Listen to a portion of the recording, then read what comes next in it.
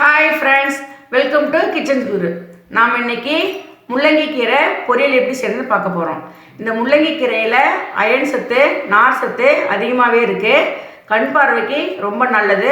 பெரும்பாலும் நிறைய பேர் இந்த முள்ளங்கி கீரையை தூக்கி போட்டுருவாங்க. இந்த முள்ளங்கி கீரையில் நிறைய சத்துக்கள் இருக்குது, உடம்புக்கு ரொம்ப நல்லது. வாங்க இப்போ முள்ளங்கி கீரை பொரியல் எப்படி செய்யலான்னு பார்க்கலாம். இது முள்ளங்கி கீரை.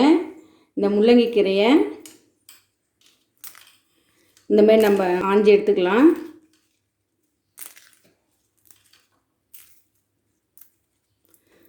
காம்பை கீழே போட்டுற வேண்டியதான். இந்தமாரி எல்லா கீரையும் ஆஞ்சி அலசிட்டு பொடியாக கட் பண்ணி வச்சுக்கோங்க. எல்லா முள்ளங்கி கீரையும் சுத்தம் பண்ணிவிட்டு அலசிட்டு பொடியாக கட் பண்ணி வச்சுருக்கேன். இதே போல் நீங்களும் கட் பண்ணி வச்சுக்கோங்க. பழுப்பு கலராக இல்லாமல் பார்த்துக்கோங்க. சில கீரையில் பழுப்பு கலர் இருக்கும், முத்துனதாக பழுத்த கலர் மாதிரி இருக்கும், அதை எடுத்துருங்க. இப்போ நம்ம பொரியல் எப்படி செய்கிறதுன்னு பார்க்கலாம் வாங்க. நம்ம அடுப்பு ஆன் பண்ணிக்கலாம். நான் 1 டேபிள் ஸ்பூன் வெள்ளை உளுத்தம் பருப்பு எடுத்திருக்கேன். அதை வானல்ல சேர்த்துடலாம். 1 சிவப்பு மிளகாய்,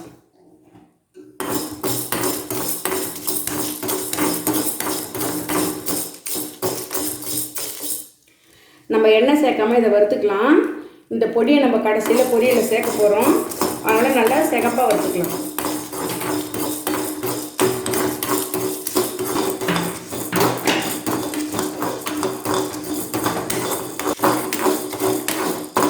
உளுத்தம்பருப்பு செவந்துச்சு.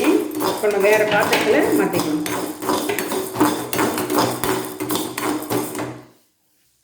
ஒரு 1/2 டம்ளர் தண்ணி சேர்க்குறேன்.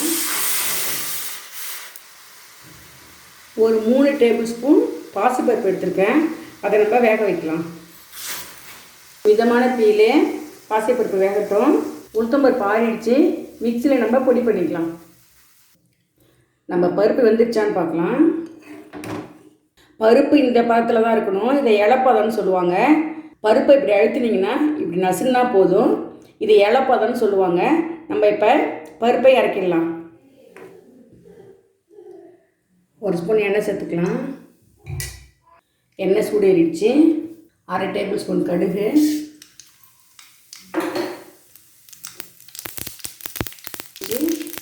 1/2 டேபிள் ஸ்பூன் உளுத்தம்பருப்பு,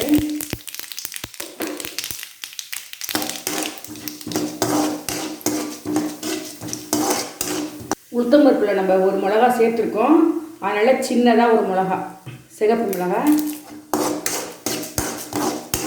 உளுத்தம்பருப்பு செவந்துருச்சு. கருவேப்பிலை,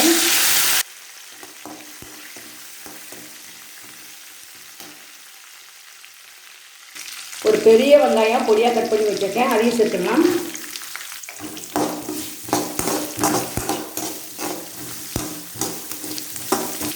கீரைக்கு ரொம்ப உப்பு தாங்காது, நம்ம கொஞ்சமாக உப்பு சேர்த்துக்கலாம்.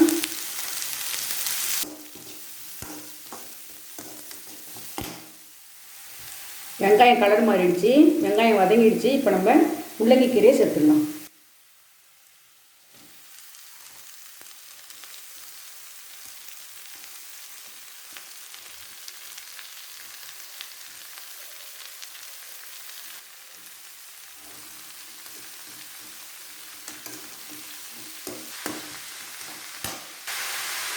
இப்போ நம்ம பாசிப்பருப்பை சேர்த்துடலாம். இதில் கொஞ்சோண்டு தண்ணி இருக்குது, அது கீரை வேகிறதுக்கு சரியாக இருக்கும், அதனால் இதை நம்ம சேர்த்துக்கலாம்.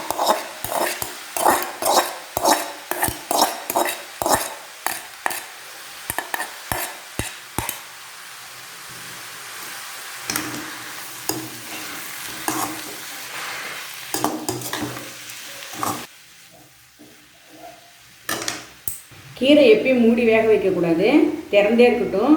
மூடி வேக வச்சோம்னா கீரை கலர் மாறிடும். இந்த டைமில் டேஸ்ட் பாருங்கள், உப்பு தேவைன்னா சேர்த்துக்கோங்க.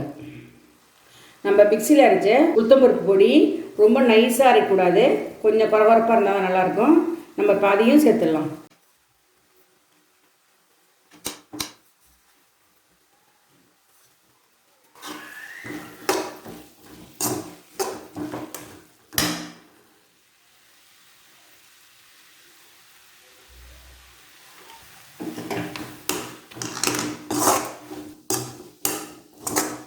இந்த உளுத்தம்பருப்பு பொடி வாசனையாகவும் இருக்கும், பொரியல் டேஸ்ட்டாகவும் இருக்கும்.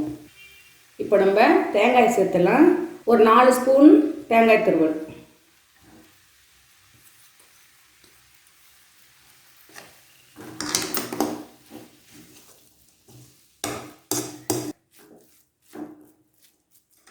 தேங்காய் சேர்த்த பிறகு ரொம்ப நேரம் அடுப்பில் இருக்கக்கூடாது. நம்ம நல்லா கிண்டி விட்டுட்டு அடுப்பை ஆஃப் பண்ணிடலாம்.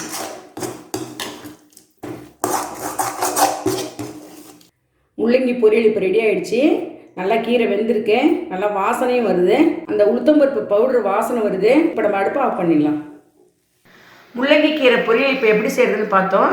இந்த முள்ளங்கி கீரை பொரியலை சூடான சாதத்தில் நல்லெண்ணெய் சேர்த்து பிசைஞ்சு சாப்பிட்டா சூப்பராக இருக்கும். சாதத்துக்கு சைடிஷாகவும் தொட்டுட்டு சாப்பிட்லாம். கண்டிப்பாக நீங்கள் ட்ரை பண்ணி பாருங்கள்.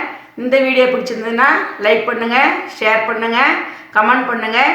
இது வரைக்கும் நம்ம சேனலை சப்ஸ்கிரைப் பண்ணாதவங்க மறக்காமல் சப்ஸ்கிரைப் பண்ணிக்கோங்க. தேங்க்யூ.